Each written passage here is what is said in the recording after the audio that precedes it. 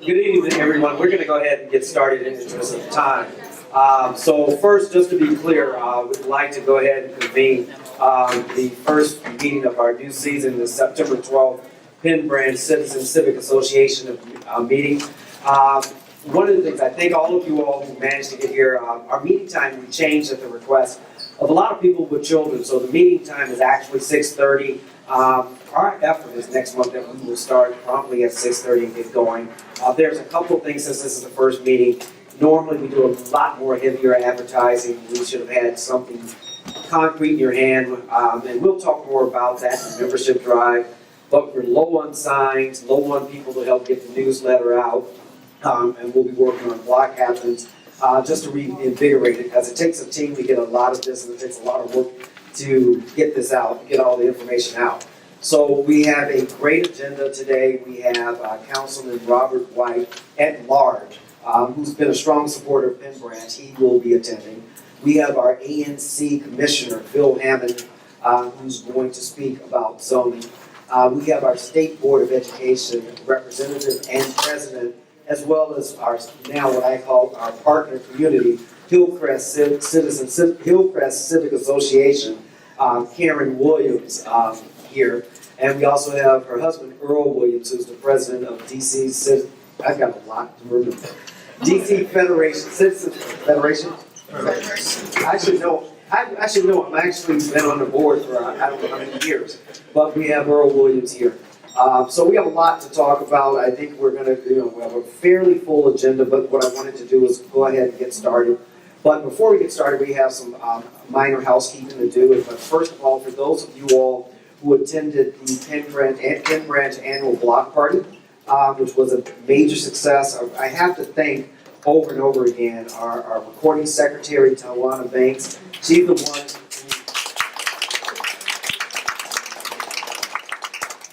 one who pulled together volunteers, and it was her drive that she wanted to make sure that this happened. Last year we did it. It was an impromptu event that took place in the back of our yard. This time we had great participation from DC, strong support from the mayor's office, our councilman's office, Hillcrest, our community where people used to say we're rivals. We're not rivals, we're partners. They donated 2 great cakes that we had for the event. Great pictures. Kip School donated face painting. So we had a very full event.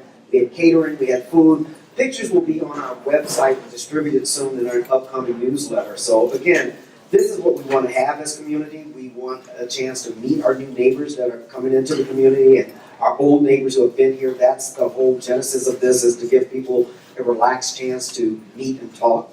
The dinner dance that we used to have was cost prohibitive. We think this is a better venue. It's outside, it's free. The only thing we need to do is address mosquitoes and flies and things I despise, and I think we'll be better off if we get that taken care of. So I tell you what we're going to do. Normally we do have our men in blue here. Okay, Lieutenant Jameson, one thing that we'd like to start, we'll start with the report. Then we'll have our ANC person that covers part of our jurisdiction, Mr. Phil Hammond. And then we expect, and we'll be cognizant of Councilman White's time because he wants to start at the top. So we might have to make some minor adjustments in the program. When he gets here, he said he'll be here around 7. That may or may not happen. So one thing that we can talk about is by having our crime report, if you're ready. We changed. It's 6:30, and I'll email it. Thank you. I apologize for being late. I hate being late anyway. Happy Sunday, I guess we have now. The crime of 605 is pretty good, pretty decent. Well, crime in itself is not good, but it's down, so that's a good thing. We have, can anybody hear me? Yeah. We have one ADW, which was at the 1400 block of 41st Street Southeast. We had 4 robberies, one in the 2500 block of Penn, 4300 block of Baker, 4000 block of Alabama, and the 3800 block of Alabama. It was 3 burglaries, one in the 2900 block of Nelson, one in the 2300 block of Penn, which was domestic related, and 4400 block of Sutton Avenue. 4 stolen autos, 4300 block of Baker, 2900 block of Fairlawn, 4100 block of Alabama, and 2300 block of Dallas. This is PSA 605, by the way. And we had 6 Stephen autos, 3000 block of K, 4100 block of Alabama, 4100 block of Sutton, 2900 block of Nelson, and 3200 block of Highwood Drive, and 2700 block of Fairline. Violent crime is down 38%. Property crime is down by 20% for a total overall crime reduction of 24% in the last 30 days. One quick note, I see the councilman walking. One quick note, before we went on summer break, we was talking about some of the burglaries, these sheds. Over the summer, we did catch the 2 guys. They fessed up to 41 shed burglaries, and the U.S. Attorney doesn't go on bond the next day. That's the bad news. They back out until pending trial. Unfortunately, they confessed to, I'm sure they thought they did more. Doing the debrief, they would not disclose where their pawned off lawn equipment. I'm sure they didn't just have it up in the house. We did a search on it. None of the stolen property was in their residence of record. So hopefully during the trial phase, any plea or deals will have them give up what they have taken on this property. That's one good thing happening this season. Any questions? I know it's been a good while since we've been here. Go ahead, sir. I just want to make sure I'm hearing correctly. So you said they were released on bond? Yes. Are they on the streets again? Yes. Thank you. Any other questions? Oh, security cameras. Yeah, the security cameras for I guess BC still doing the program. You know, the end of the fiscal year is coming up in 3 weeks. I'm sure they got money to spend before the new budget starts on October the 1st. So there's reimbursement for that. Also, those cameras have done a lot for us over the summer. People's private cameras have been catching crime incidents and things. They do help. You know, the more cameras, the better. I believe the latest count was about 200,000 cameras in this city that's recording 24/7 that we can tap into. So that's a lot of cameras. And that's not even 200,000 cameras. That's including traffic cameras, speed cameras, red light cameras. Those cameras we see get catch you speeding, they record 24/7. They just don't record when you speed. They actually record. Just don't want to just record like the one branch after. So they just continuously record, and if something happens in the area, we can tap into that and help us solve unsolved crimes. Yes, sir. For the cameras, is that purchase and installation, or just Just the purchase. I think you have to go online to register it, and you come by and see. It has to be external, not internal. Right. Yeah. Okay. So. Any other? Lieutenant Jameson, thank you very much. Thank you. So for those that have questions about the security cameras, several people, they reimburse for external cameras up to $500, which that's a lot of camera. All you have to do, if you go to our website, we have suggestions about the cameras that you can purchase, the forms, and the applications. So all you have to do is click through, so it makes it pretty easy. I've done the camera comparison, the price comparison, the difference between the types of cameras that you can get. There are 3 basic types of cameras that you can get. Something like the Nest camera, the cameras that you see purchased at Costco, and the kind that you can purchase through your own security camera, your security company. But the ones at the security company tend to be a little bit higher, but up to $500. And let's say this is September, so those funds they can't be guaranteed after September. So we just want to make sure you're aware of that. So we're going to, since Councilman White is here, we'll make an adjustment if it's okay. That we do so, so we don't want to keep him waiting since he's already here. But while we have your attention, one housekeeping matter that we have. You notice we have LaDonna. I keep telling her, I keep blending people together, Laverne. I know. Laverne Thomas. So the housekeeping that we have is we've been kind of flying solo without a parliamentarian. Laverne Thomas wanted to do this from the very beginning. It was a little bit on the shy side about raising her hand. So now that we've got her confidence, so the executive board voted last night to move forward to approve her, but we need to bring that before the full body. So what I'm asking in the motion is to approve Laverne Thomas as the Penn Branch Citizen Civic Association parliamentarian. So move. Second. Second? Anyone opposed? Okay, so move. Laverne, welcome as parliamentarian of Penn Branch. And by the way, she'll do us quite justice. Laverne has already started unofficially from her seat. So if you ever heard people raising objections saying, wait a minute, it should be so moved or that's been Laverne always in the corner. So we've already have someone that's posted to this board. So we'll move on. Thank you all.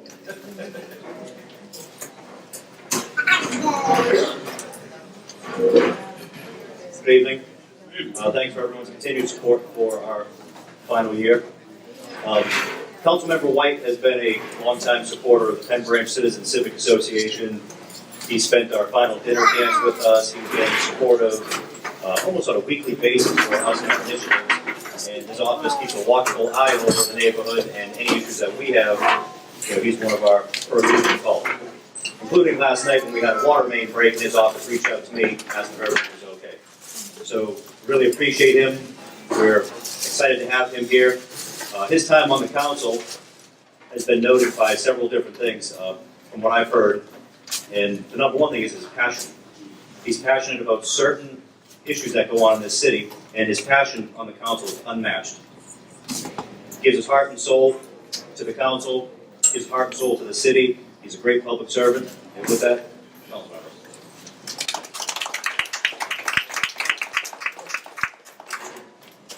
Good evening.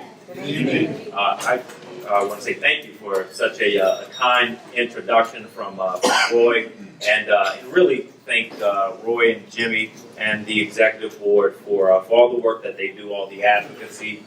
They certainly reach out to me and to other council members frequently to keep us abreast of what's going on in the neighborhood, what you need, what you support, what you don't support, and I know, having formerly been president of my local civic association, that this volunteer work is often thankless, but you do it for your community. So I do appreciate the work that the board does, that this entire association does, and just want to give congratulations to Laverne for stepping up. And a lot of times it's easier to kind of sit quietly, but you do need people to take leadership positions. So congratulations on the position.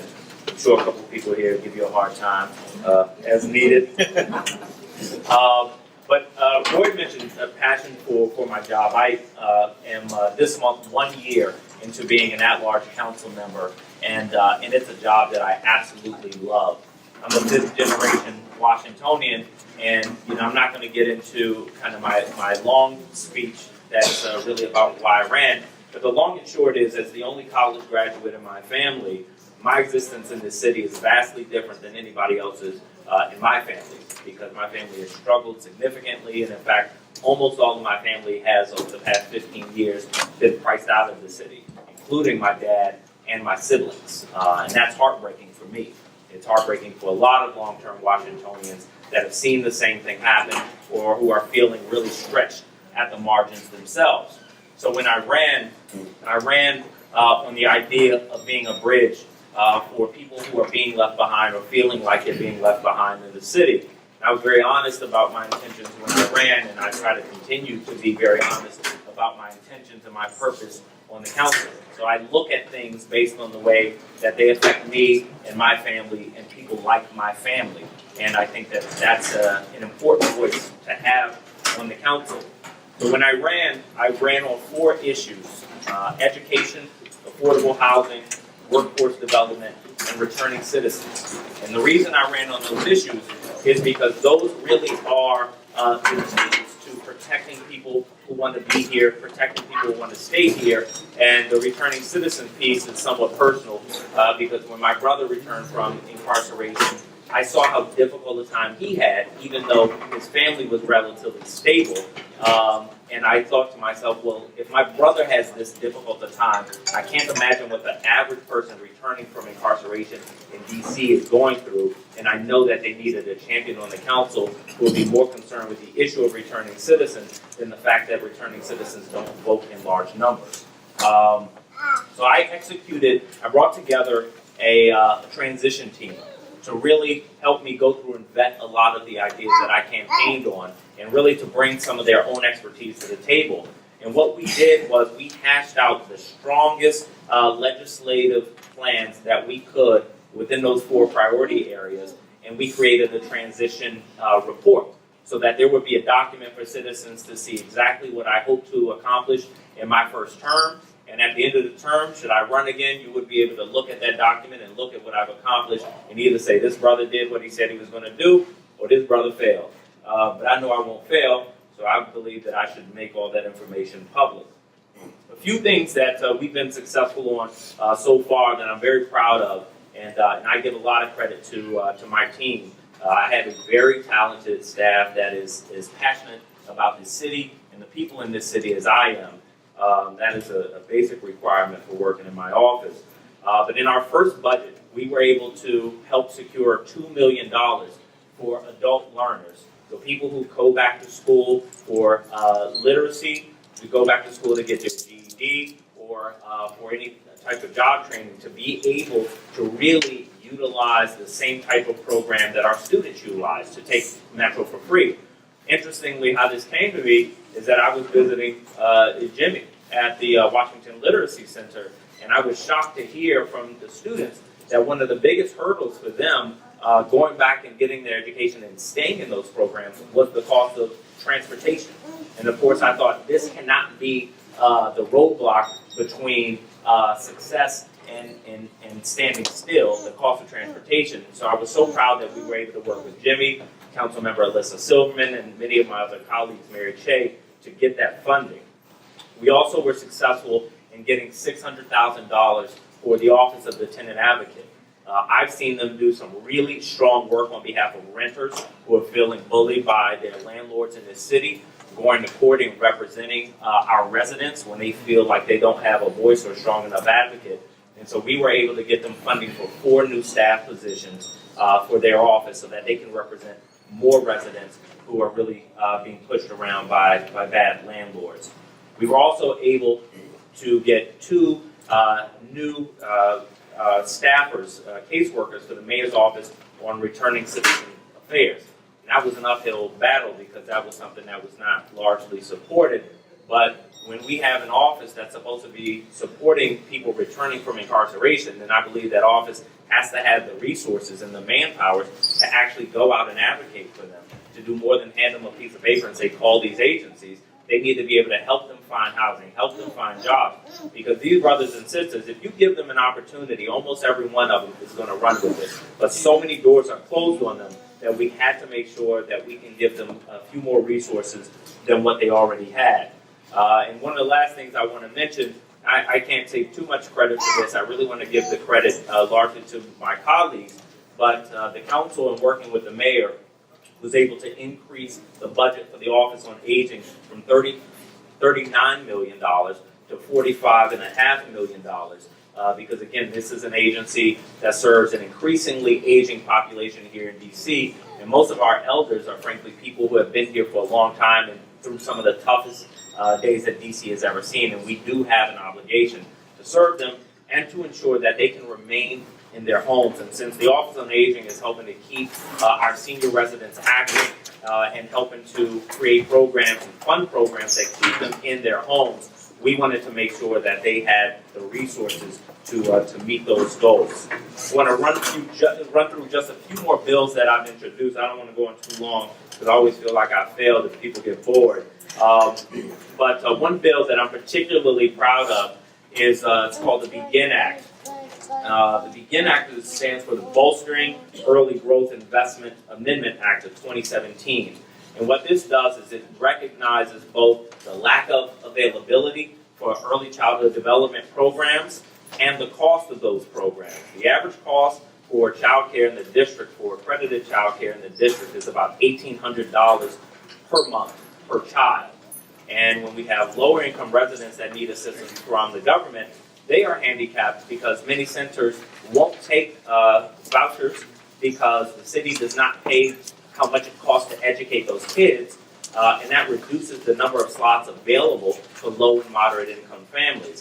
And if we want to get serious about reducing the achievement gap, then we have to make sure that we make these investments on early childhood development. There certainly is no way around it.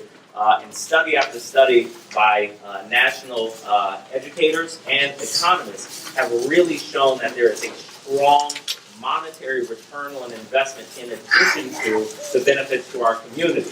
Less incarceration, better health, less early pregnancies, the list goes on. And at some point I believe that we have to start to make that investment in our youngest kids, like this gentleman up front here, who doesn't seem to have any problem. We have to make these investments in our kids, and I will admit I'm a little bit biased. I have a 14-month-old daughter, and in her first few months, when my wife was on maternity leave, every day I came home from campaigning, I would see her doing something new. And it really made me realize as a parent how quickly the brain develops at that age. And as I started to read into the science of it, I found that 85% of poor brain development happens between birth and age 3, before this kid ever gets to preschool. And the way that the brain operates when it's building its synapses in these early ages, if you don't use parts of the brain, they essentially prune themselves. And so you can't really make up for lost time when you're talking about early childhood development.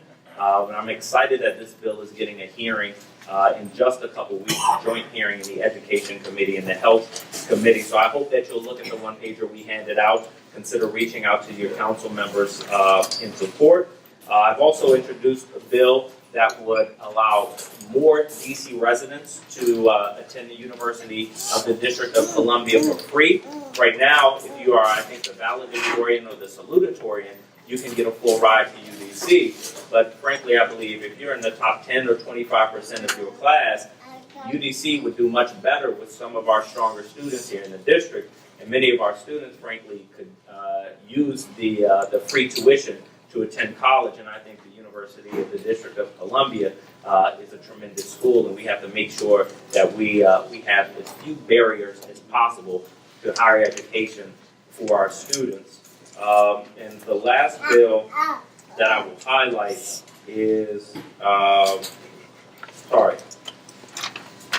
the Medical Marijuana Certified Business Enterprise Performance Amendment Act. And what this bill does, it doesn't change the number of marijuana centers here in the city, but what it does do is it gives preference to minority-owned and local-owned businesses in getting the licenses for these facilities. Because I have a concern that this marijuana is right now a $14 billion industry in our country, and that's just in the limited legal spaces that it exists. And it will magnify and magnify and magnify. And if you look at other industries, whether it's development, hospitals, railroads, banks, anything, if you look around, you will not see black businesses in the top tier of any of these industries. And I want to make sure that, particularly because our laws and our incarceration has been so harsh on African Americans, that those folks have an opportunity to play a foundational role in this emerging industry.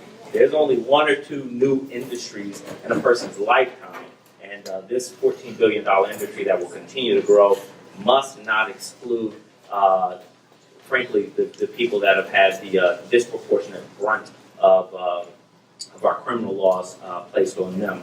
So that's a little bit of what we have been working on. We really do work day and night to try to be strong advocates for you and for the city. We try to be very thoughtful and deliberate in the work that we do, and we hope that you see it. If you don't see it, I hope you'll tune in, and anytime you don't agree with me, feel free to reach out. I will always have an open ear to try to be a stronger and stronger voice for you. But I appreciate you having me this evening. You'll continue to see me around. You'll continue to find me in my office accessible. And I do hope that you know that I find it to be a distinct honor to serve you on the council. And if there's an opportunity to take questions, I'd be happy to do so, but I don't want to mess up the agenda, so I'll ask the board. If anybody has any questions about anything I've said or anything I didn't say, please feel free. Your hand went up so fast that it made me nervous. Yes, ma'am.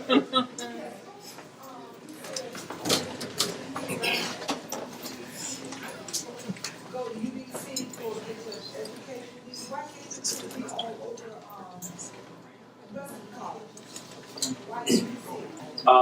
Because if you ask why doesn't my UDC bill apply to the rest of the colleges in the District of Columbia, that's a great question because we have some of the best universities in the country, but we can't. The district government has no say in what they charge their students. Thank you. We do have the DC TAG program, which will give you some money, some local money, to attend those universities.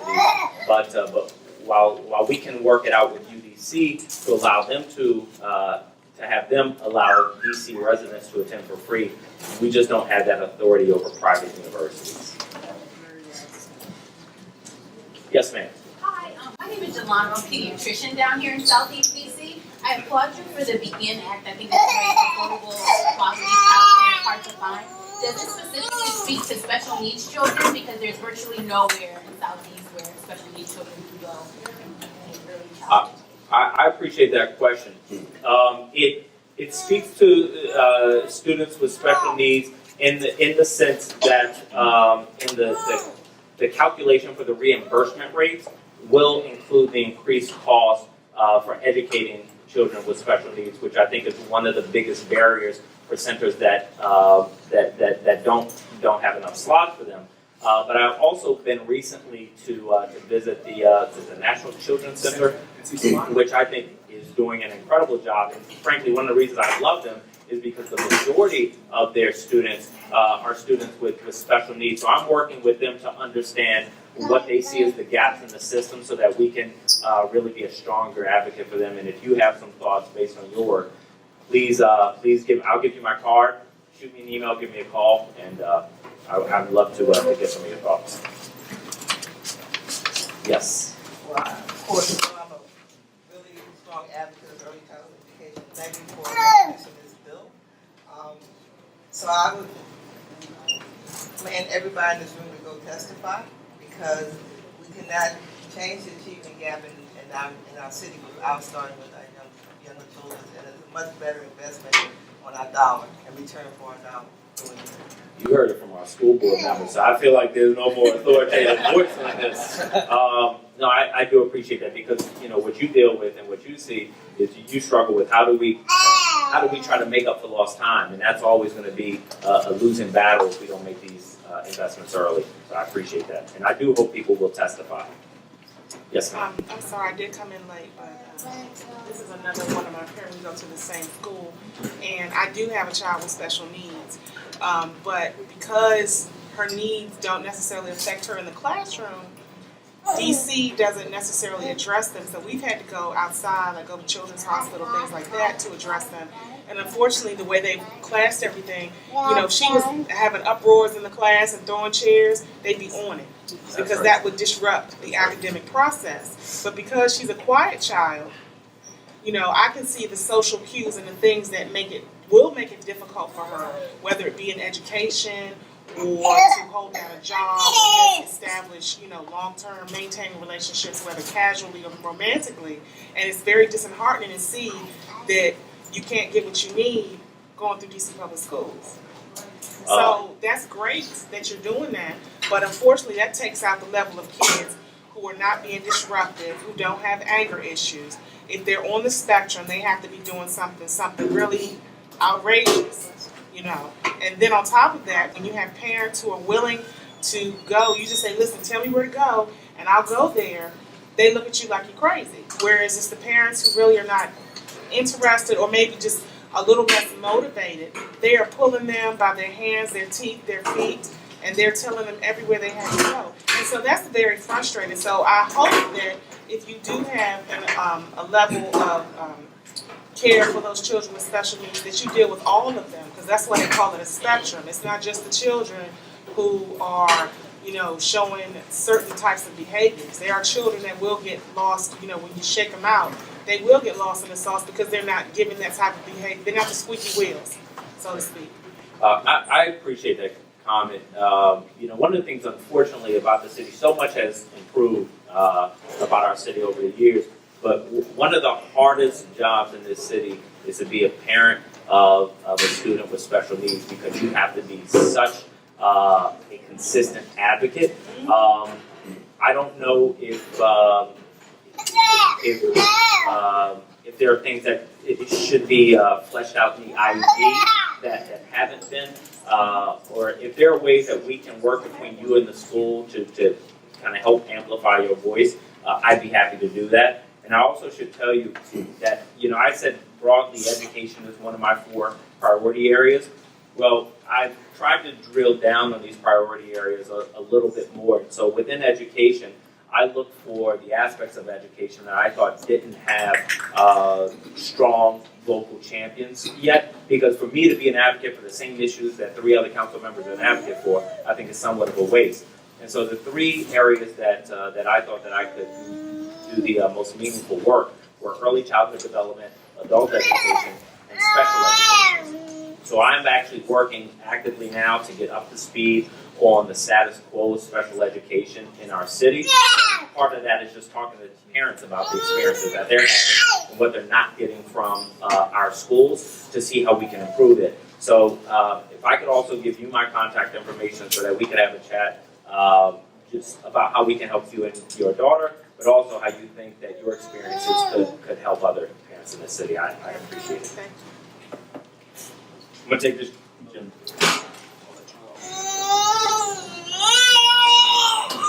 Good evening, everybody. How's everyone doing? Okay. So my question is, within your priorities, what is the consideration for like classroom engagement?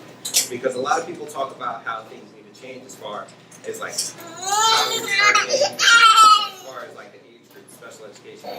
But at the end of the day, one problem that I notice from the kids that I work with outside of school is that when they're in class, their problem isn't like how people are targeting them. It's the fact that the work that they're given isn't engaging them, so they're not interested. What's your consideration for that? So I appreciate the question. One of the things that I think that the council is not the most equipped to do is to determine curriculum. And so I try to exercise very, very strong oversight. I dig into the weeds of what DCPS submits to us. But what I think would really not be the best is for me to try to trump the curriculum.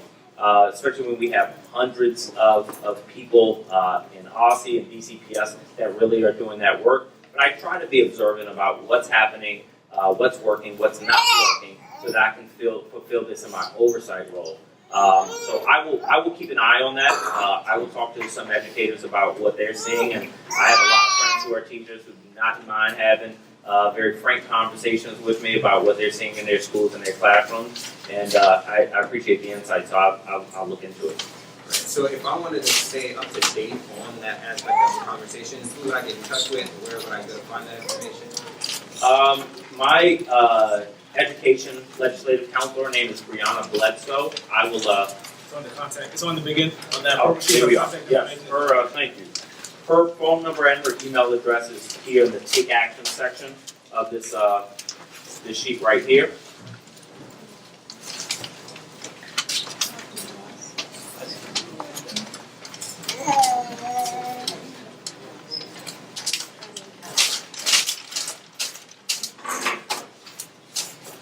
You had another question?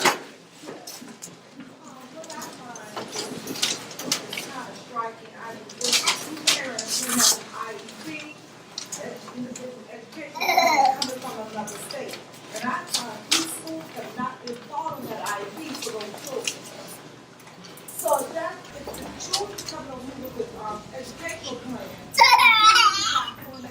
having kids sit there into their own time.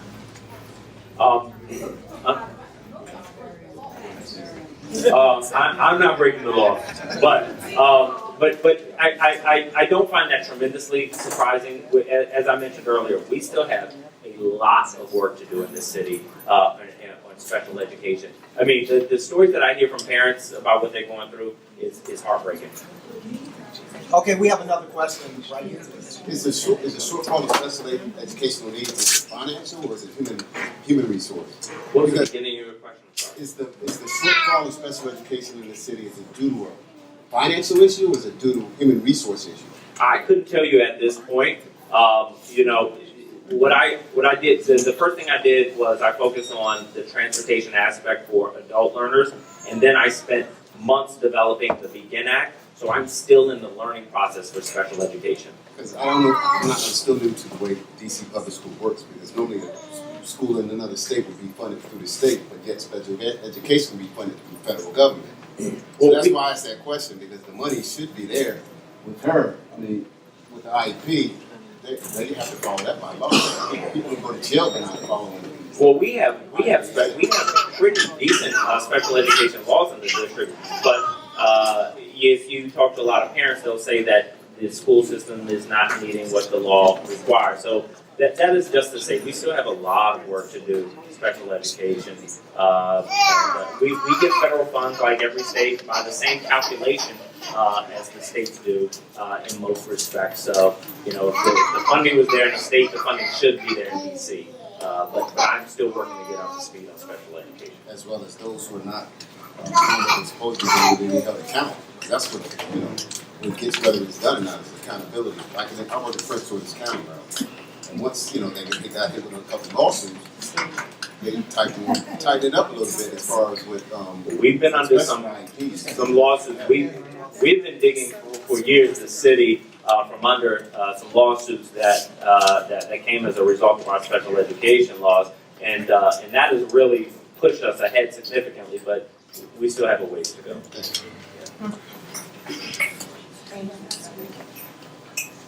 Perhaps we need to bring Grosso out here, and then after Grosso, we get superintendent of the schools. Councilmember Grosso, who chairs the education committee, I think that's especially considering the number of special education questions, I think that's a great idea. But if you bring me back out here in a few months after we work through the Begin Act, I'll have more answers for you as well. But I think that any elected official that you invite here should be here. But you invited me, and I appreciate it. And I will be back. I may sneak out at some point to try to catch my daughter before she goes to sleep, but I'll hang out in the back a little bit in case you have questions. And again, I want to thank the board and thank all of you for having me this evening. Thank you.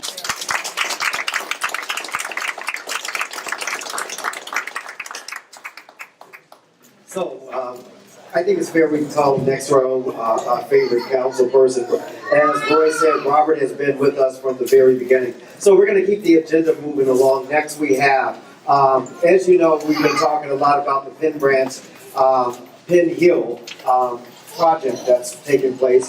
Recently was announced that Planet Fitness is coming to Penn Hill, so that's very good news. So there's a zoning hearing that's going to come up on October 2nd that we're going to have. So what we have is our advisory neighborhood commissioner person, Phil Hammond, our advisory neighborhood commissioner, will talk to you a little bit about the zoning hearing that's coming up on October 2nd. Mr. Hammond?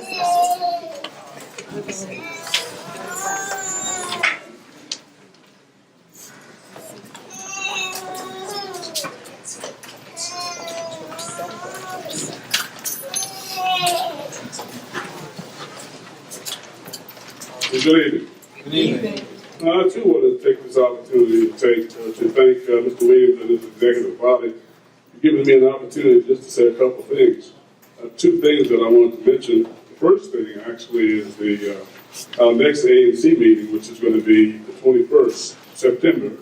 And as a guest, we're going to have somebody to talk about the House of Roof, who wants to open some property on Pennsylvania Avenue, and I think it used to be an old school for kids across from the fire department. I think they want to, I think they want to open that home, the House of Roof. So I'm asking you, or inviting you guys to come to the next meeting, which is 6:30. We changed our time as well. It used to be 7 o'clock. But people wanted us, they felt like we stayed too long, so they wanted to change our time. So it's 6:30 now. And we meet at 3200 S Street Southeast, the Round Methodist Church. So I'd like to ask you to come to that meeting and future meetings as well, because we need your participation. The second thing I wanted to talk about was, on the back table, I put a notice about an upcoming hearing that deals with the Gerald Lynch project at Penn Hill. And one of my obligations is to make sure that my constituents know about these kind of events.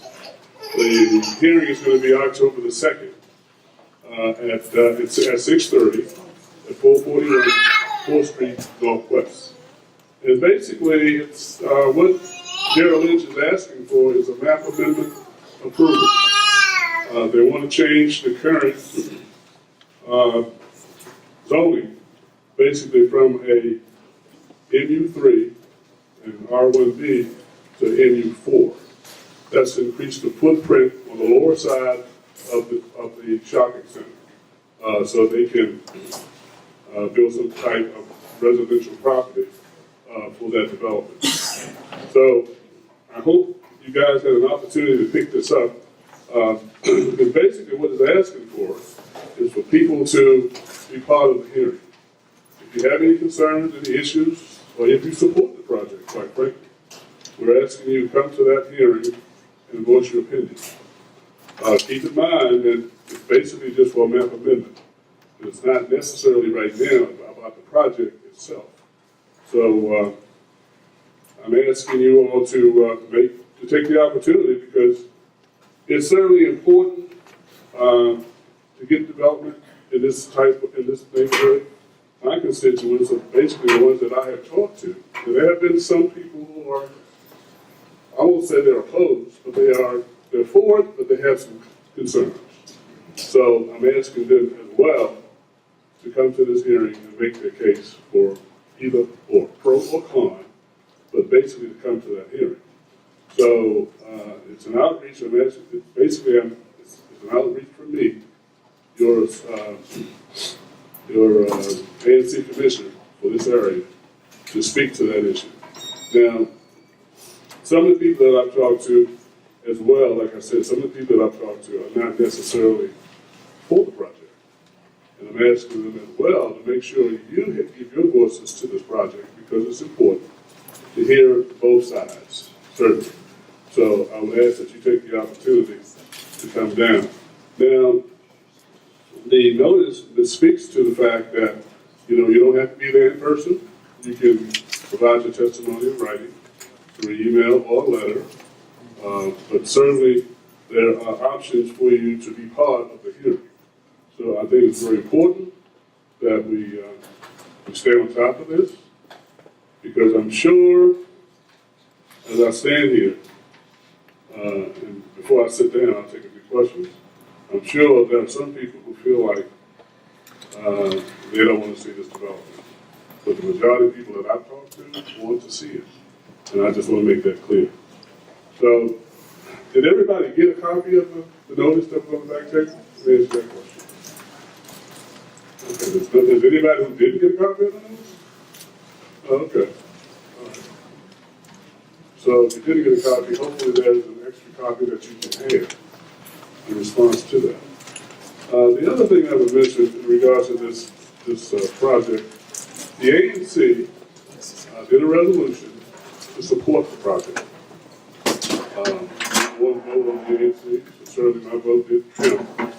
We had 5 people in support of the ANC resolution, and 1 person was opposed to it. But it did pass. So I will also mention that if there's anybody in the room tonight who would like a copy of the resolution, that they should contact Marjorie Ashby, the office manager, on 202-584-3400, and she will see that you get a copy of the resolution. So, with that, I'll take one of the questions that I can handle. Okay, yes, thank you. Yeah, thank you, Phil. The question that I have is, for the project as it's proposed, and I'm not totally familiar with it, but if we go and testify and say in support of the change to the map amendment, what is the obligation on the developer in exchange for getting the support of the community and getting the map amendment changed? Is he obligated to build a specific type of project, or does this just let him build whatever he wants that can fit within that map amendment change? In other words, if we support the change, what guarantee do we have that he will build a specific type of project that we want to see there? The builder has basically said that he's going to work with the community to make sure that we get what we want. He's been very open, transparent. You know, he's come to quite a few meetings. He's had an open house. He's talked about the project. So I think he can. Basically, I talked to him today because I wanted to find out kind of where they were. They are still willing to make sure we are happy in regards to what we want. One of the things that I told him that I was certainly interested in was a chronic care unit on the top of the building, on the upper level. We have no kind of medical facility right now in this area that really, that deals with those kind of issues for the community. And he said he was working on that, and he had some prospective medical groups that was interested in that. So that's certainly one of the things that I was concerned about. The other thing that I told him specifically, I said, this community, we do not want any subsidized housing, any group, how can I put this? Section 8. Section 8 housing. I was specific when I told him, we don't want those kind of housing because we want to upgrade the community. We want to be able to actually increase the tax base in the community. And we want to be able to bring in other high quality retail to support that Penn project. So he's on board with that.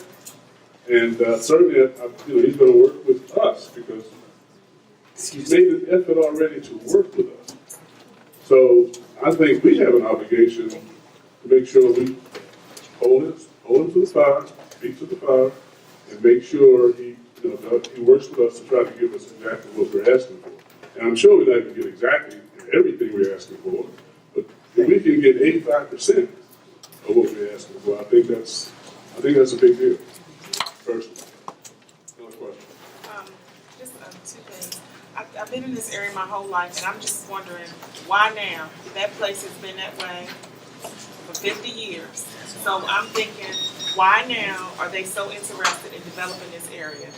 Like putting more houses and things of that nature. And two, I'm on P Street right there at that intersection, and that's going to be the opening to where I'm right on the end. What's the city going to do to help with the foot traffic? Because there's going to be more foot traffic, and with the parking situation. In the past, when Central Baptist was there, when there's funerals or conferences, the flow level would go into the parking lot and sometimes on the street, or if there's large funerals, things like that. When you have more people coming in, like what are they going to do? Are we going to get regional parking? Or are they going to make allowances for us so that folks aren't just, kind of... That's part of the conversation. I don't know. That's part of the conversation. Certainly, when you ask... Because I saw that on the plans, but I wasn't... people can change their mind just like they did over there in Skyland with Walmart. So, you call me what you want to, but I don't believe it. Well, people have been asking for a while for that space to be developed. I think Christopides was the other developer who walked away from the project. Historically, do you know why they walked away? It wasn't good for them, or? I don't know. I think it was financial, quite frankly, why they walked away. They didn't feel that the city was giving enough to them, maybe, or? Man, I'm only. Because I didn't know. I'm just. Yeah, I'm just saying you didn't know, but I think people in this room who do know. Okay. The people who have been involved in trying to make something happen at that facility. And as I said, I think it's important. And you raised some good questions, traffic concerns and other issues like that, that we make sure we hold him or get involved with the planning of that going forward. The planning of whatever he puts there to make it what we want it to be. Like I said, you're not going to get everything we want. But we will or should get some of the things we want in this community so people will feel like they're actually seeing some development that they can live with in the community. And maybe something for older folks, not to say anything, because I couldn't answer. Next question. Something for the older Make a people. motion that people stand up to to speak, because a lot of folks. Okay, I've been told to ask people to say that with a question. And introduce yourself too, if you don't mind. My name is Edwin Jones. I live behind the shop. Okay. My question, has there been any kind of study of the effect of the new construction on the topology, the geography? Because it seems like that whole block is in motion, slowly but surely, and it's having an effect on the structure. So how will adding to it or digging down, because as I understand it, there's a creek, there's an underground water. So has that question been asked? Or? Well, these questions have been asked. Like I said, he has had, and I don't know how many people in this room came to his open house and raised those concerns. I mean, because he certainly has been trying to get people involved in this process before going forward. Yes, there are underground springs in this community, and there are a lot of them on people's properties and things like that. But certainly there are engineering technology to be able to deal with those issues. So, I think we all have issues and concerns, pro and con, about the project. But I think we need to, going forward, on October the 2nd at 6:30, people need to be in that hearing raising these same issues that you're raising now. I can't address them all because I'm not the developer. I'm only your commissioner.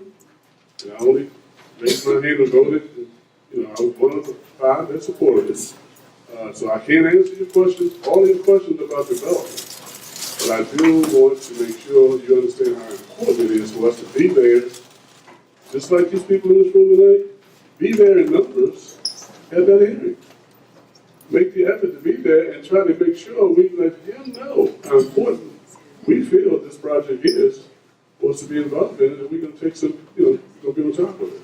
Yes, sir. I just want to address this issue. They did actually do core drilling, and they did sampling all around the back of that project site, so they are aware. I can't hear you. I said they did core sampling and drilling behind there, so they are aware of the makeup of the ground, Okay. and I'm sure they're factoring that in. I don't know if any of that actual details, but I did see. Thanks for sharing that.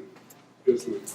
So hi, my name is Wanda. I live on 34th Street. I guess my question is, and what I'm concerned about is, are there, for example, any zoning rules that you're aware of that would prevent high-rise development there? The reason I'm concerned about that is when you look at the Southwest waterfront, it does not look like, Washington, D.C. that I know. I came here to go to Howard University. I didn't grow up here, but I remember the fond memories of going to Southwest waterfront, looking across at the marina and the other side and so forth. But you can't see anything now because of the high-rise buildings that are coming up. So I guess my concern is, are there any zoning laws that you're aware of that would preclude them or prevent them from sort of creating that same kind of town center that goes up with, for example, retail in the basement, and just sort of changing the scope of this neighborhood? It's a beautiful neighborhood. I'm just concerned. Are there any zoning laws that would prevent that? No, there are not, but the map amendment speaks to that issue. The height of his proposed building is 50 feet.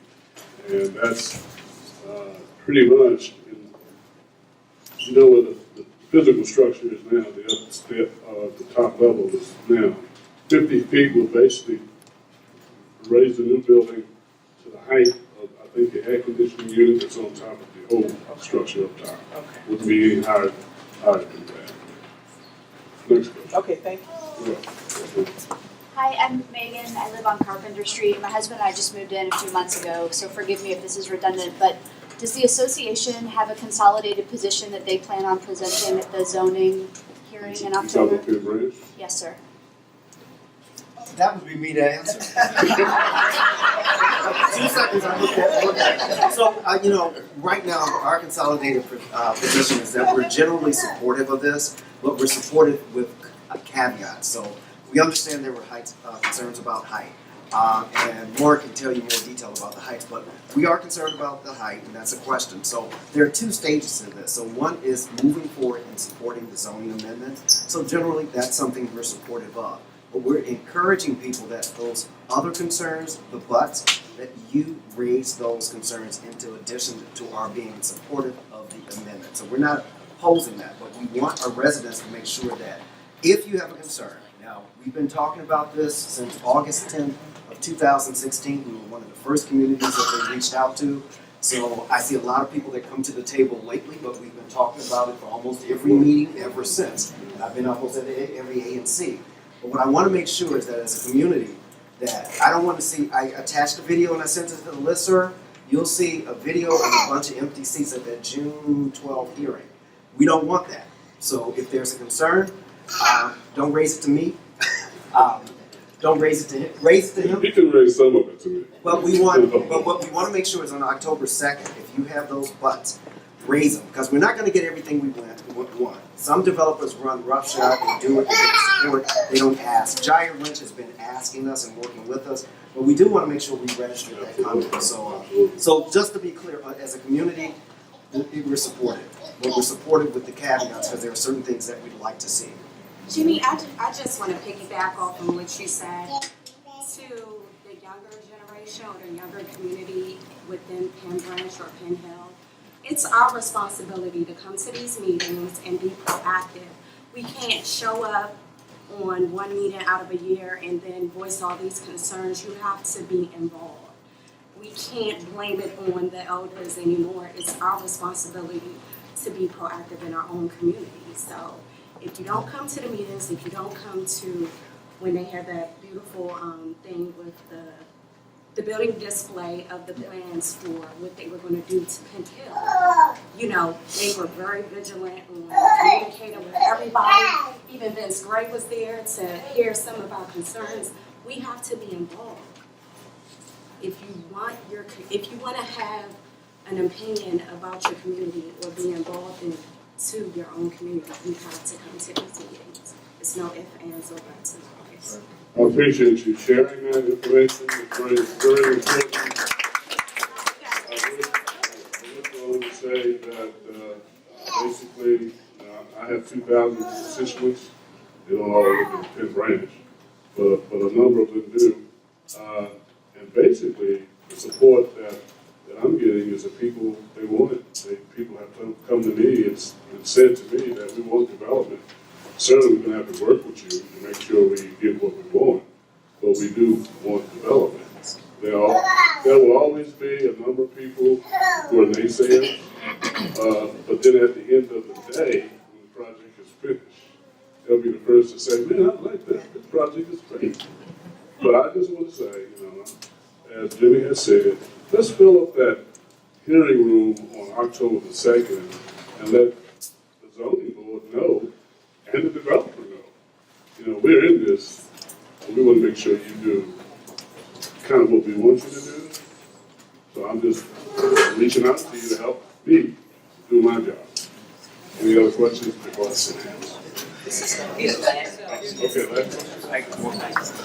I guess my question would be, I completely agree. Yeah, sorry. Yeah. Dan McGrath, Megan's husband.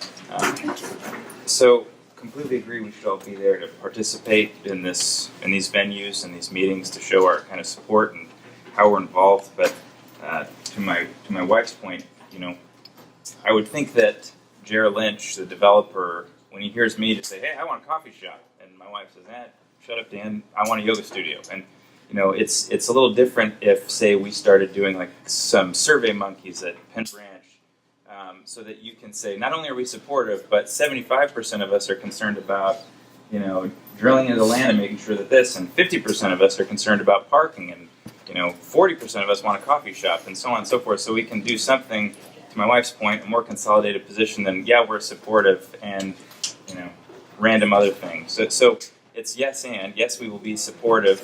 We'll all go on October 2nd, but can't we do something through you as our commissioner and through Jimmy as our fearless leader at PBCA to present something more? And maybe we've already done this, and then I'll shut up and sit down. I think there have been some surveys. Yeah, we have a survey. Yeah. Still speak. What were the results of that? I know we have a survey. So, again, just to be clear, this, I'll see you, I'll get to you. This is on the zoning.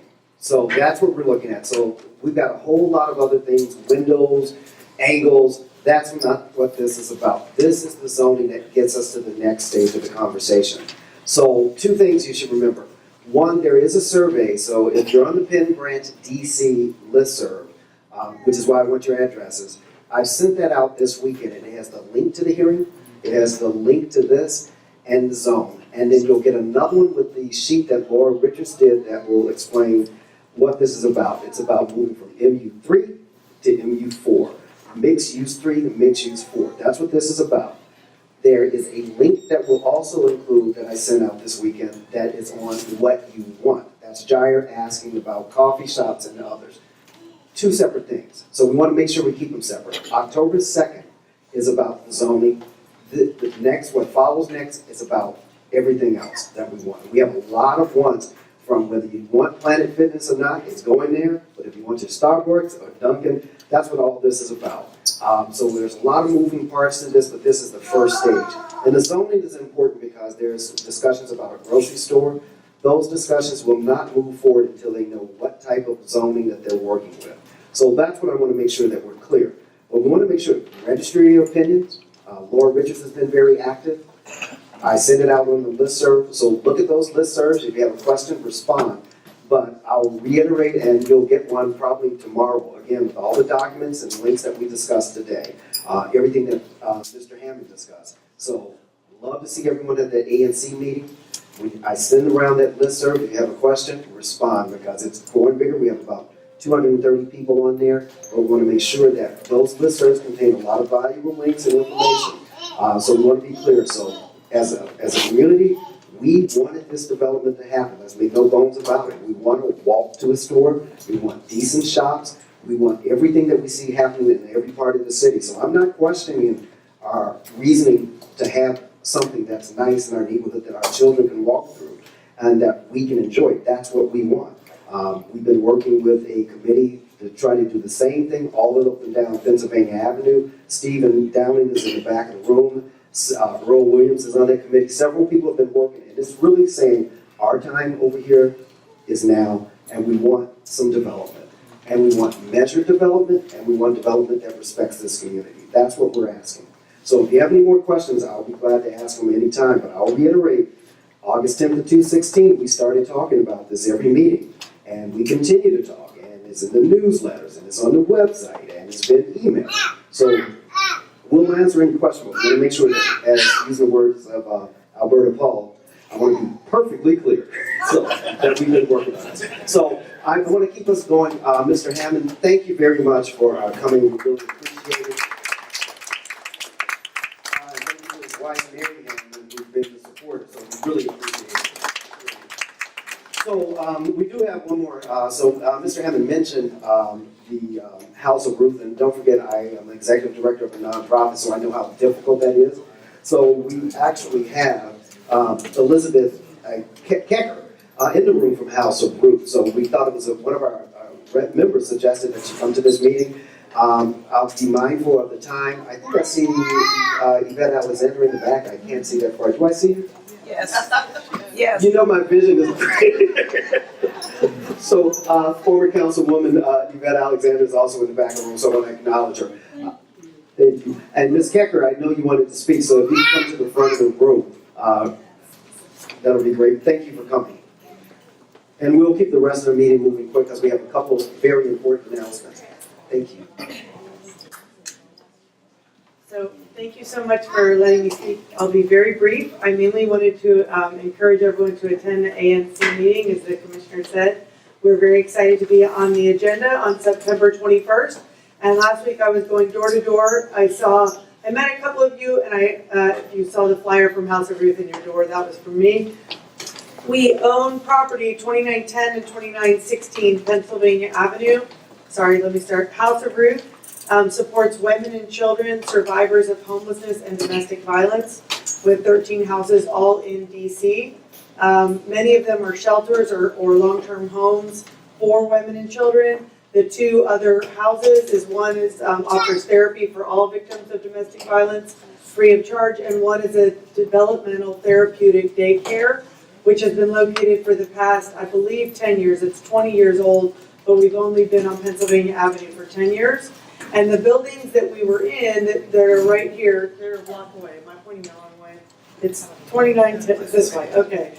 So, we kept putting like gum and tape to hold them together, and finally, we just couldn't have a daycare there anymore. So the daycare is actually temporarily housed in a church in another part of PC, but we are rebuilding, and our architect will be at the ANC meeting on the 21st and present plans. We're moving quickly, but we really want the neighborhood's input. We really want your thoughts, your advice, your input, and your discussion, so that as we build this for the future, it's something that we're talking about having a room for the neighborhood to meet in.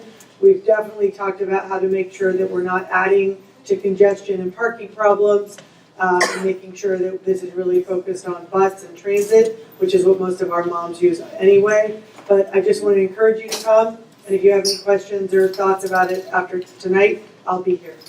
Thank you so much. No, thank you very much. So again, Elizabeth, thank you so much, and it's a pleasure to be able to accommodate you, especially perfect timing having Mr. Hammond mention it. So there's a couple of announcements I just also want to take, but before we do, again, Stan, who you see is filming, our website had a glitch, but it'll be back up and running, and it's not due to money, it's actually due to a gateway issue. But we post the proceeds of this meeting there, and we circulate them. So if you're not on the listserv, sign the list in the back and you will be added. You can watch the videos and we can send the links to people. A couple of announcements. So on behalf of the Mackey family who suffered a death, they send a thank you for our support. And there was an event, in our signature event, we make sure we send sympathy cards. A couple things that's important. We are in our membership. We had a great picnic celebration, block party. But then one of the things we did is we spent a lot of cash, and so we do that through your membership dues and the donations that people did. A lot of people made donations, but it's our membership period, and the membership cards will be here. Good thing about the membership cards, if you shop at the Penn Branch Shopping Center, almost every single store offers a discount there. You can get a discount from everything from Subway to the liquor store, and especially to the cleaners. They all offer something if you have your current Penn Branch card and you present it. So we want to make sure you'll be hearing more about the membership drive that starts. We're looking for block captains, people to participate and be active in the community. We're also looking to fill slots on our committee. So if you're interested and concerned about development, the legal committee right now has 2 lonely people, and we would like to have other people join it, that committee. Yeah, we want many people. Laura is the chair. Laura, stand up so people can see you. Laura Richards has been the faithful chair of the legal committee, so she'd like to have some company. We'd like to have people there. You're not required to be an attorney to be on the legal committee, but you will have to know some details. I don't want to leave out Sylvester Bush, who was the sole person who responded to our last call and actually came up and got really active. And Joan was Joan was on the legislative committee for some time, and we'd love to have Joan back. And she's hiding in plain sight. And let's see, I know there are a couple of other folks. So please re-volunteer. So do come because there's a lot going on. And it's this is not just legislative, it's zoning. I mean, it's regulatory, which includes zoning and legislative, but it includes all the various regulatory bodies that are covered by specific committees. Thanks. Thank you. And likewise, if you're interested in education, our education committee is in the same situation. We have 0 people right now in our education committee, and we really do want people to join our education committee. We can't call it a committee with 0 people, so we want to make sure we have people there. One other announcement is everybody knows I'm the executive director of the Washington Literacy Center, which Councilmember White mentioned. If you know any youth that are low-level reading, 12th grade or below, ages 18 to 24, the Washington Literacy Center, Ward 7 and 8 have the highest literacy rates. Washington Literacy Center will have a job training program, workforce education program. It's paid. It's a stipend. And if you know anyone that's ages 18 to 24, it's recruiting. And so again, we welcome, there's no charge to participate in the program. And in fact, if you're 18 to 24 and you fall within that category, you pay the stipend to participate in that program. So with that being said, I don't want to prolong this meeting. I want to know if there are any other announcements. Well, there are three things we have to do. We need to do a treasurer's report, treasurer, and, Tony Reeves. Education committee, is Marla Dean still part of that committee? Marla Dean is still chairing that committee. And I should note that usually if we don't have a committee, if we have a committee of one person for such a long period, we don't maintain that committee because it's no longer in the true sense of a committee. Can I ask a quick question? Yes.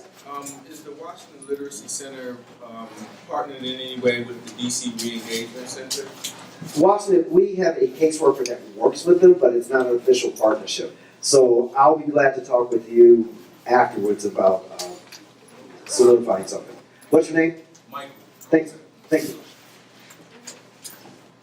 Hello, everyone. Hello. So this is the treasurer's report for the time period of 6/09/2017 to actually today, 9/12/2017. So we spent quite a bit of money recently. We've had a lot of ups and downs as far as our bank account. We had over $1,626 in donations. Sounds like a lot, but we spent over $2,000 for the block party, so it's still a little bit out of our account. We had over $160 in new membership for a total of $1,786 in new deposits for that time period. For the withdrawals, we had $811.23 for block party expenses. For the toilets, the truck to get the tables themselves, and various other expenses. We had a total of $1,166 for the food, which was actually kind of a bargain. That was $3 per person for 300 people, and we had over 200 people there that attended.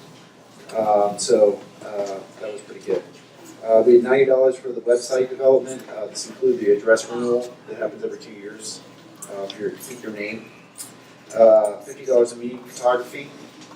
$103 for the June food, meeting food, and $28 for the park cleanup in June as well. $200 for baskets for our new neighbors, and that totals to $2,448.23 going out in withdrawals from our accounts. The ending balance for that time period is $1,940.86. This unfortunately brings us below our recommended amounts in our bank account, which I believe is $2,500. So we are below that amount. So that's why we're looking for membership and donations, of course, as always. I love donations, but membership going forward. This is a new year, so we're all starting again. I need to pay. I'm sure pretty much everyone here needs to pay. So it's another year, and I would look forward to making your membership again. So, can I have a motion to accept? Thank you. Is there a second? I second. Any discussion? All in favor of accepting the treasurer's report? Aye. All opposed? Ayes have it.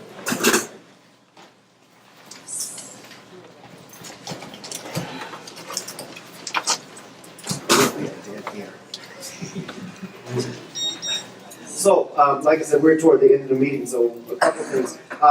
Everybody knows Mr. Bussey was one of the presidents of Penn Branch Civic Citizens Association, had a stroke. He had been in recovery, and at some point he should be home. I don't know if he's home already, but I just want to let you know, keep Mr. Bussey in your prayers. You get a chance to support him with cards. I know a lot of people have already visited him, so we're thankful for those of you all who have come out to visit. I want to make sure I don't miss any other announcements. Are there any other announcements or any other issues that people want to raise? And then we have new business. I see two people, Mr. Williams, Alberta Paul. I can't see. You first, Alberta. Can you stand up, please? So we can hear you. Nope. Okay. First of all, I want to thank the young lady who spoke earlier, the young lady.